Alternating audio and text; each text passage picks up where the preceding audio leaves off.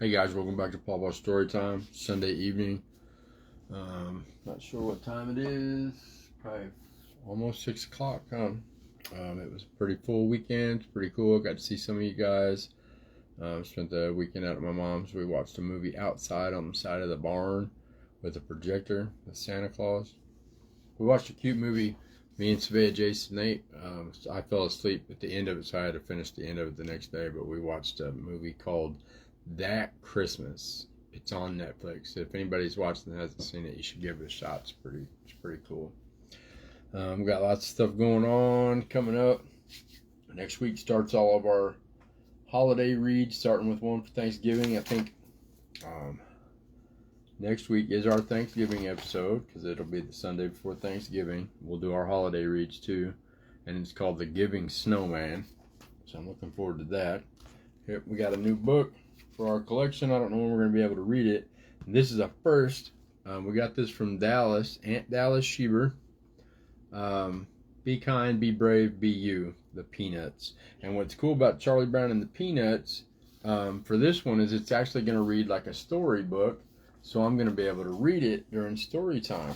Normally, every book I've ever found by Charlie Brown and the gang, they're written like comic strips, and I can't read those as a story. It would be super difficult and probably hard to stay up with. So this is a really cool find, and I get to stick that over there when we get done. Let me see. Holidays are coming up. We got Thanksgiving in a couple weeks, and the movie. We got the Friends and Family, or Family and Friends movie Magic. That's coming up, and we got a lot of cool gifts to give away at that thing. We've had some that were donated by friends and family to help, and I think that's it. We're going to start off our reading today with this book that we're going to keep reading 4 or 5 pages in every time until we get to the end. And I think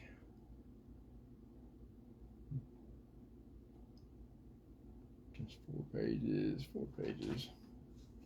pages today from the time left. I know that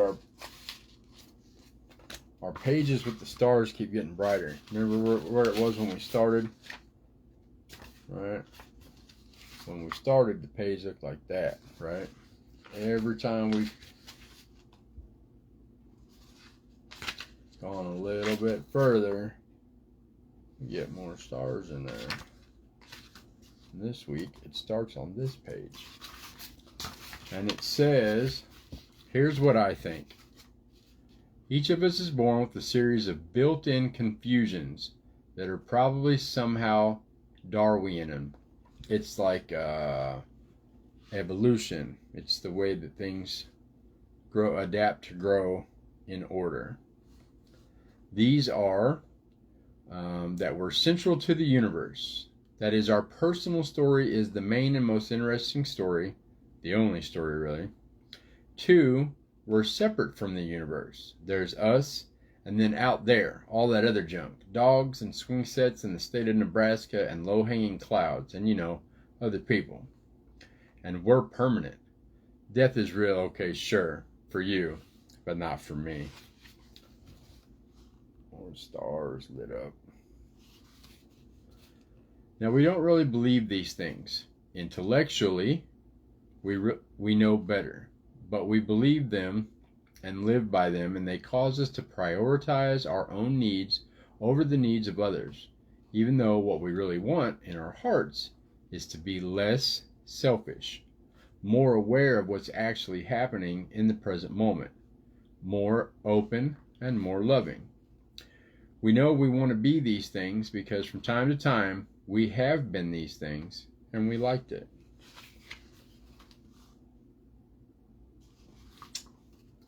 So the second $1 million question, how might we do this? How might we become more loving, more open, less selfish, more present, less delusional, etc., etc.? Well, yes, that's a good question. Unfortunately, I only have 3 minutes left. More stars lit up. So let me just say this. There are ways. You already know that because in your life there have been high kindness periods and low kindness periods. And you know what inclined you toward the former, towards the last thing, which is low kindness periods, and away from, you know what inclined you to the former, high kindness periods, and away from the latter, low kindness periods. It's an exciting idea. Since we have observed that kindness is variable, we might also sensibly conclude that it is improbable. That is, there must be approaches and practices that can actually increase our ambient level of kindness. That was a lot. But there has to be reasons that we're inclined to do things sometimes that make us feel good when we do it for other people, kindnesses and stuff like that. I don't know what else he's going to go on to say, so I don't want to say too much more. But he's right. Variables mean that there's different things that might have to take place for you to be kind or for you to not be kind, which is true. I know it's true for me. So to conclude that it is improbable, that is, there must be approaches and practices that can actually increase our level of kindness. There are things that we should be able to do that will help us be more kind. He just said it a little bit more complicated than that. That kind of goes along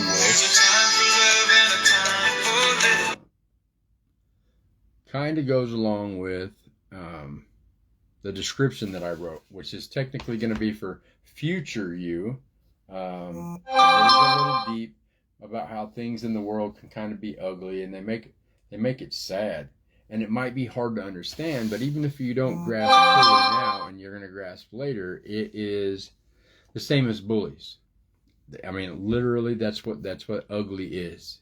I mean, there's bullies in the grown-up world too. A lot of them, probably a lot more of them actually, and for different reason.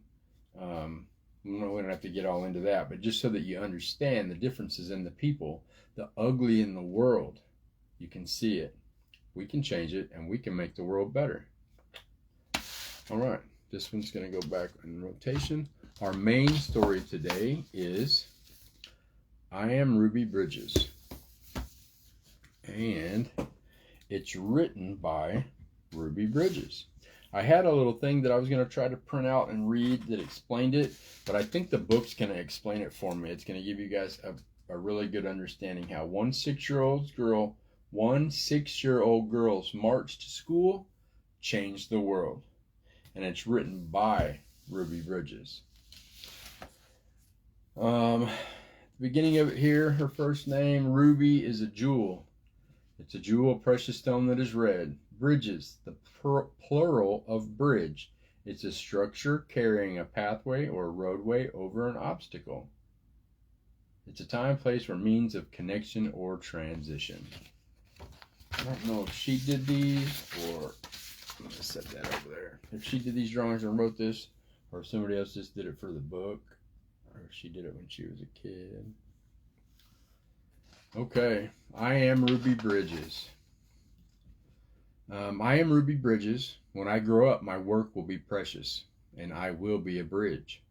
I will bridge the gap between black and white, and hopefully between all people. I suppose some things in life are just meant to be.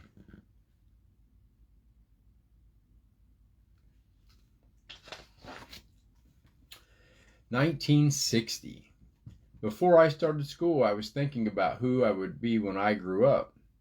What I was thinking about was how much I didn't even like my name.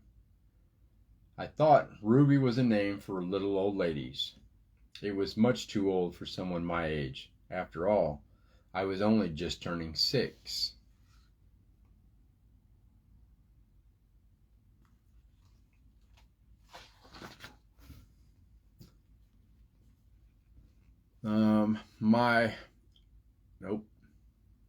I'm told my grandmother chose my name Ruby for me. Well, that explains it.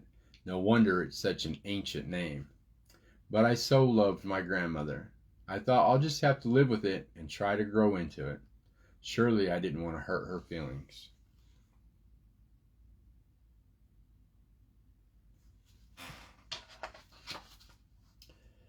So there I was, almost 6, born in 1954. I'm told that was a very important year because of the landmark case, Brown versus the Board of Education. That was when the court banned segregation in schools. But all I knew then was my old name was Ruby Bridges. Oh boy, what's next? What a way to start school.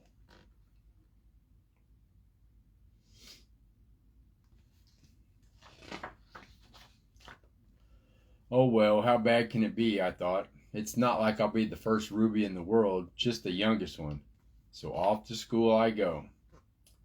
It's a regular school with lots of other kids to play with. I make new best friends. Even my teacher is nice and not hard at all, and it's not hard at all. Surprisingly, it's easier than I thought it would be. I get lots of gold stars every day. Life couldn't be better.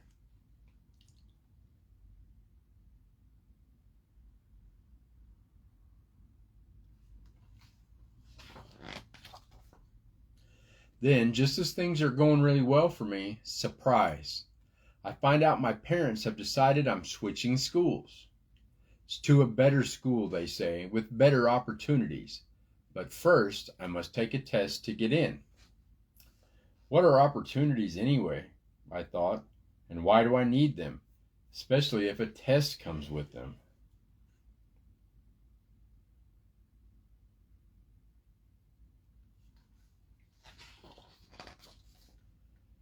But then I thought, I'm already getting gold stars, so how hard can it be? Besides, there's no turning back now. It's what my parents want for me. Opportunities.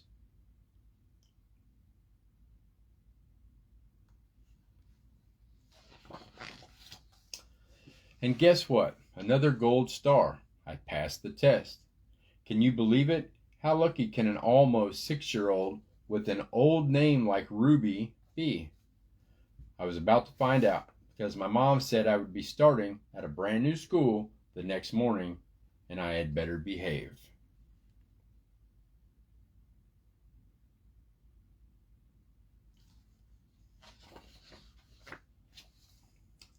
First day. No more walking to school with my best friends. There are 4 very tall men at my door to drive me to school, and they're white men. Who in the world are they? And who told them I needed to ride to school anyways? Federal marshals, they tell me, sent by the President of the United States.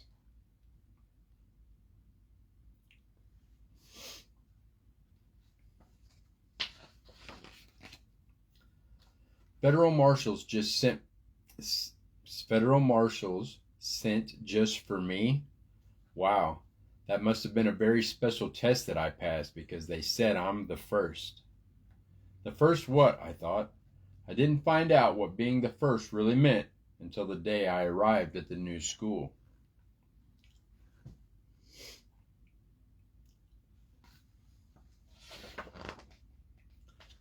Those 4 very tall white men, they escort me into the building past lots of screaming white people who line the streets outside the school. It really looks like Mardi Gras to me, but they aren't throwing any beads. What's Mardi Gras without beads? Once I get inside, I meet the new principal, and she is white too. I wasn't taken to my new classroom until the next day.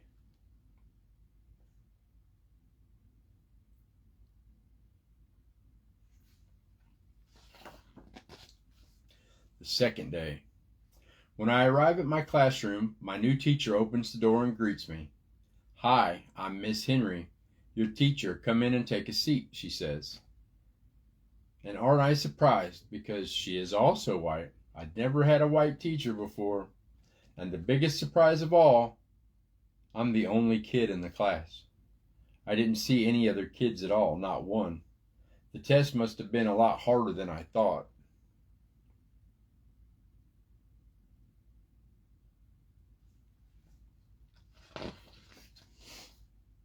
Why am I the only kid in my class? Not to mention the only kid in the whole school. And why don't I see anyone who looks like me? And then that's when it hits me.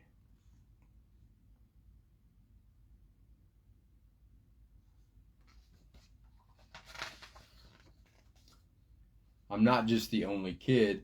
I'm the only black person here. I thought maybe I am the first black kid in this school. So that's what they meant about me being the first.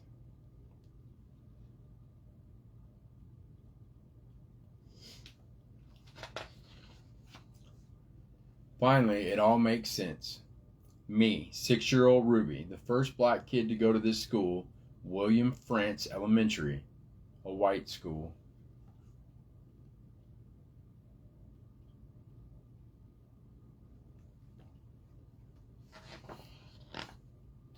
When I asked my mom, she said yes, it was an all-white school until the laws changed, when Brown versus Board of Education won their case in the Supreme Court. Now all black kids can go to any school they like alongside white kids.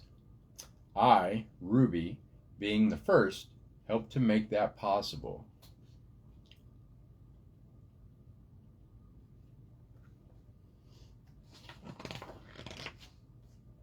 And that's a good thing for black kids, for white kids too, and for all kids once they finally get here.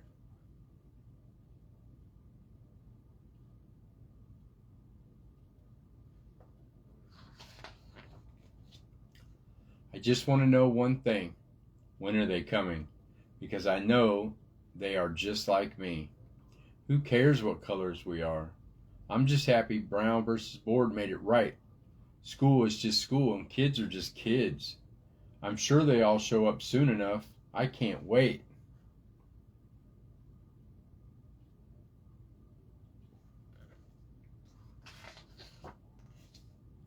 I guess being 6 with an old name like Ruby isn't so bad after all.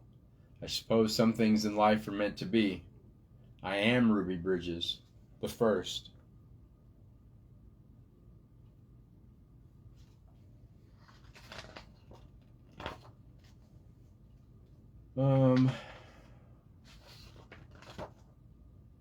Glossary piece in the back, naturally lean. Illustrator notes. I think that's it. It kind of gives you a rundown. You know, in 1960, in November, we just passed what would have been the anniversary for when she went to the school that first day. That was a huge step of progress in this country, and literally the reason why you probably, if you have black kids in your school, black kids that you're friends with in your school, they get to go to your school because of this brave little girl and other people like her back during the civil rights movement. Huge steps forward, progress. We're all better off knowing and supporting each other, no matter the diversity.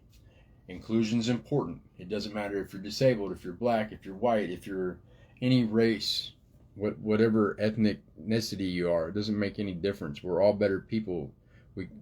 I just don't understand the people that share in that hate. And it's not as bad as it used to be because the little girls, that little girl right there, and other people think things are better. Obviously, all of us know that things could still be a little bit better than they are right now, but we've come so far since back during that time.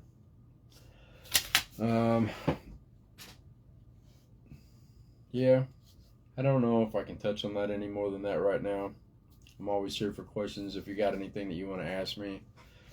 Civil rights movement was pretty important, and I just don't like the ugly. That's part of the description I was telling you about. So we're going to move on here. We're going to close with life's journeys according to Mr. Rogers. He says, all we're ever asked to do in this life is to treat our neighbors, especially our neighbor who is in need, exactly as we would hope to be treated ourselves. That's our ultimate responsibility. I agree.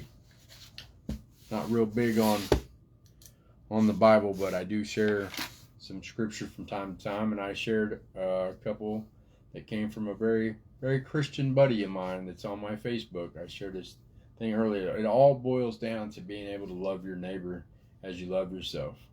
Treat everybody with respect. Give everybody a chance. Judge people on their character. If they're bad and you see them be bad, you can judge them for how they were bad, not for what they look like or where they come from. That stuff's not okay. It's not okay.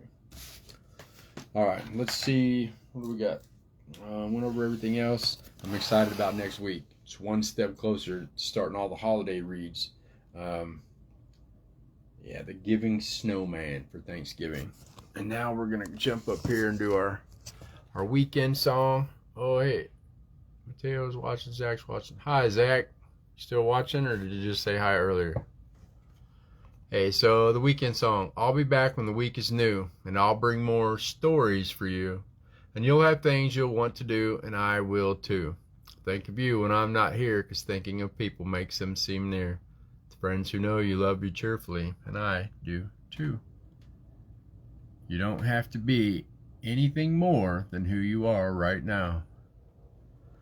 Let's pull a card here. What do we got? I haven't even pre-read this one like I normally do.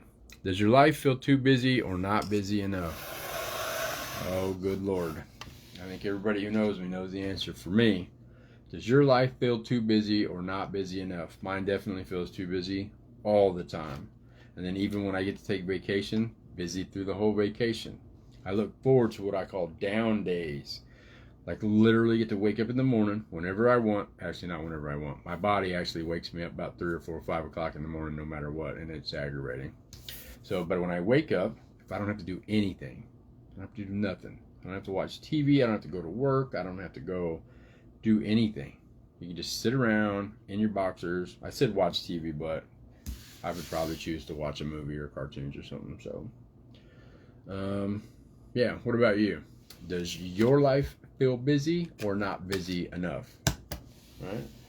And remember that I love you guys for being exactly who you're supposed to be, and you're the only one that gets to decide that. And our minds, just like our books, work better when they're open. Love you guys. Holidays are here. Next one is Thanksgiving.